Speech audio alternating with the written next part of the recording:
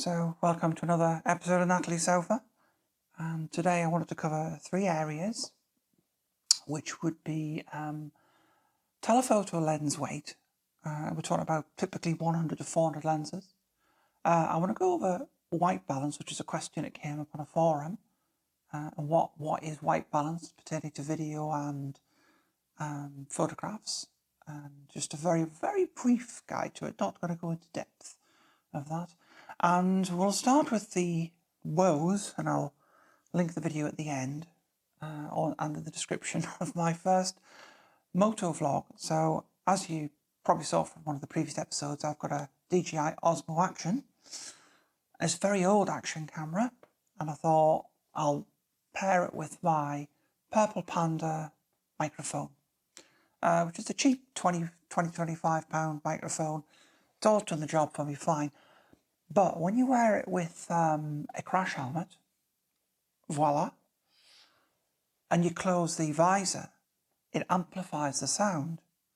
So that audio clips, distorts. If you listen to my motovlog video, you'll see that is the audio problem I had. So you say, well, just turn the gain down. You can't turn the gain down on Osmo Action. It's fixed, and in a lot of action cameras, it's fixed. So I thought, well, how am I going to do this? And there's a couple of ways I could try. One is to attach a microphone like I've got on now, which has is powered and has the ability to change the gain. I've yet to try that to see what it works like, but it might work all right, actually, that. One thing I have tried is I got one of these for like about £7. So you get two, actually. They don't do one pack for some reason. Well, they do, but they're out of stock. And what this is a very short TRS 3.5mm male to female with effectively a volume dial in the middle, and they work quite well. The only problem with them is they introduce a bit of noise, hiss, in the images, not in the images, in the audio for your video. So they introduce this noise. Now, I've been playing around with the noise today, and it is possible to remove most of it. And I think where you doing motovlogging and talking, because there is a slight bit of wind noise at, up to 60 miles an hour speed, and that, I think, in the motovlog I dealt with quite well. I think that the wind noise wasn't too prevalent. I can't say that word. It wasn't too intrusive. And because there's always that background noise, it'll hide a bit of the hiss.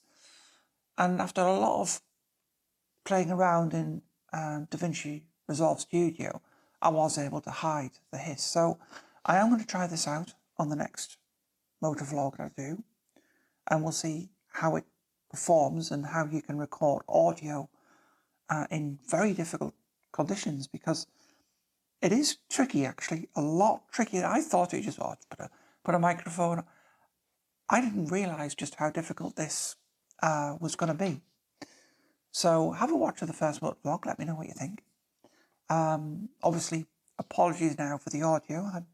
I messed up on that. But I'm new to it and I'm still learning. And I think the solution is either to use something like this, which I can plug a lav mic into this, and then I can use the gain control on this. I could also use a separate sound recorder or your phone. That does involve matching the audio up, which can be a bit of a pain. Or I can use one of these, which is obviously a very cheap solution, but you will have to play around with the audio. They certainly work at a pinch, but potentially the audio could be a bit wonky, as it were, a bit noisy, just a hiss on the background of the noise. But it is easy to remove. Well, not easy. It is possible to remove. It's I suppose, well, now I know it's easy, but it's fiddly. It's not difficult. It's very fiddly because you're constantly tweaking. In Resolve, you're adding noise gates, noise removal. They've got a noise removal filter, which only Studio has. You put that on. That gets rid of a lot of the noise on the voice, actual vocal parts. You put a noise gate on to lift the noise floor up so that you've kind of got no noise. It removes a lot of the background noise, and it does work. And I think I put a compressor on and a limiter, and then just played around with the settings until I got something that worked. And I also sort of adjusted the levels. And again, Resolve's got a lot of like built-in filters, so you just select one. It's basically female voice lav mic, funnily enough, and there's a male voice lav mic, and you can just click these presets, and it just tweaks the waveform for that scenario. So it's really good in doing that Resolve. So I've got a lot to learn. So you can learn with me when I do the next ones, because it's going to take me a while, because it's difficult to set it up, go out for a ride on a bike, record it, come back, edit it, find out that it's not quite right, make adjustments, go out for another ride on different scenarios and roads. You can see it's not like just doing it in a studio where you just tweak it. I have to actually physically suit up and go out on my bike. So it's going to take time, and I'm going to experiment, and we will learn together. And once I've got it off to a pinch and I've worked out what's the best, I'll start doing introducing the photography side of things into the motovlogs, because I'm hoping to go on holiday this year, possibly up to Scotland, and I would love to sort of vlog the journey up there, do the photographs together. We'll have bits on the bike, we'll have bits hiking, and I'm really hoping that I can sort of get this together for the holiday. Anyway, let's move on to the next little subject, and I wanted to quickly cover white balance, another question that came in the forum. And the question is, what is white balance? Well, in a nutshell, keeping it very simple, white balance is how warm or how cool a picture is. So I generally record these, and actually, my bad, I forgot to do the setting because I was in such a kerfuffle getting everything ready because nothing would connect. I've left this on auto white balance. Slap hand. I normally record this on ISO on a white balance of 4200 kelvins, which is relatively cool. Now, with the lighting I've got being fixed and the fact that the sun is set now, the lighting's not going to change. And whenever I set it up with these lights, I've got 5500 Kelvin lights, and the camera tends to pick up the white balance from the wall. When it's first set up, there's a white wall behind me, and that's what we call a grey card, which is used to set your white balance.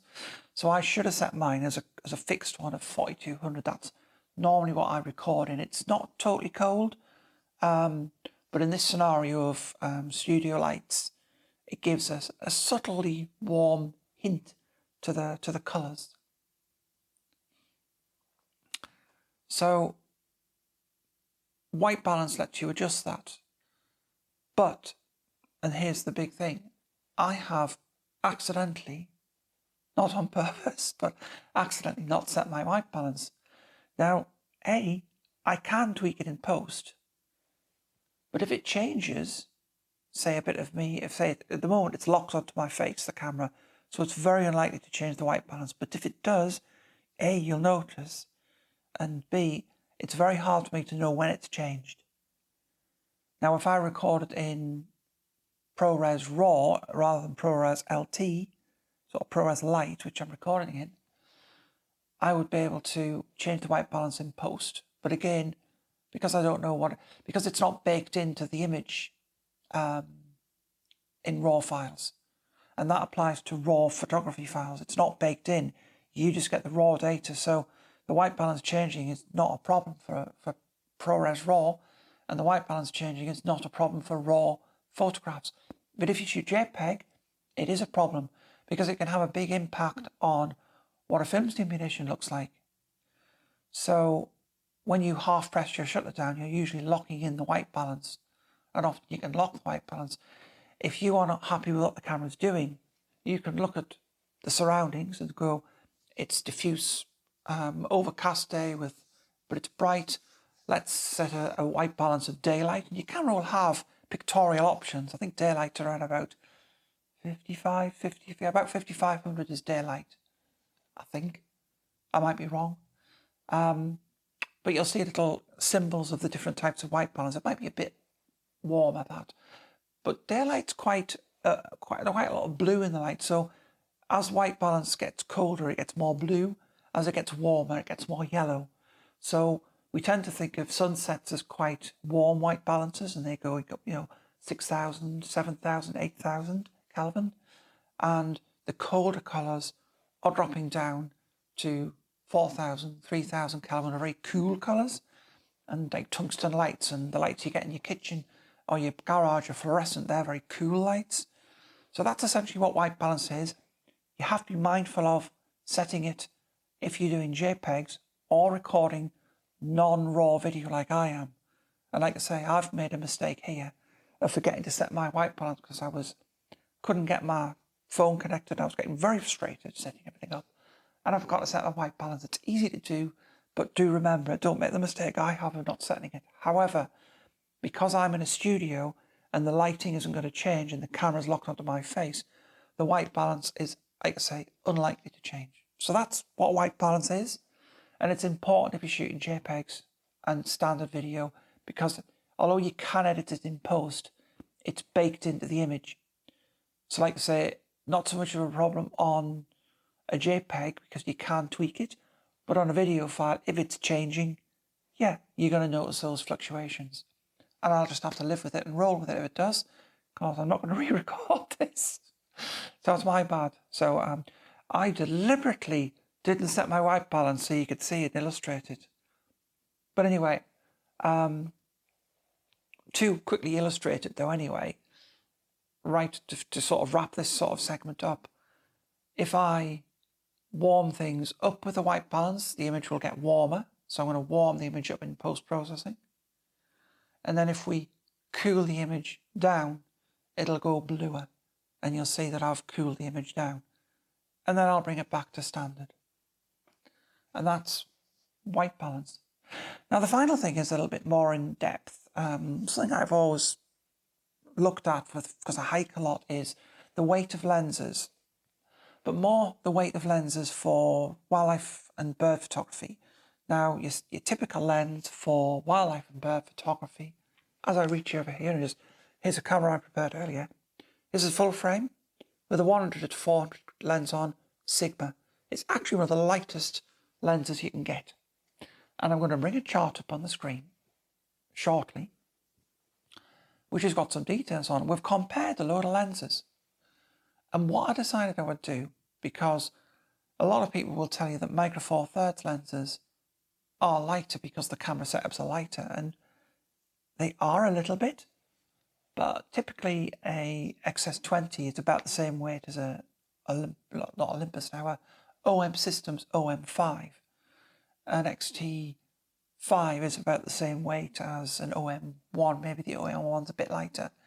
Now when it comes to full frame bodies, or Micro Four Thirds if you're Lumex, which are about the same weight as the S5 you just saw there, they're quite heavy. They're a lot heavy, so there is a difference in the body. But I'm just looking at the weight of the lens. And what I found was that probably the lightest bang for buck, if we bring up the little chart I talked about now, it's very surprising, is on the Fuji setup.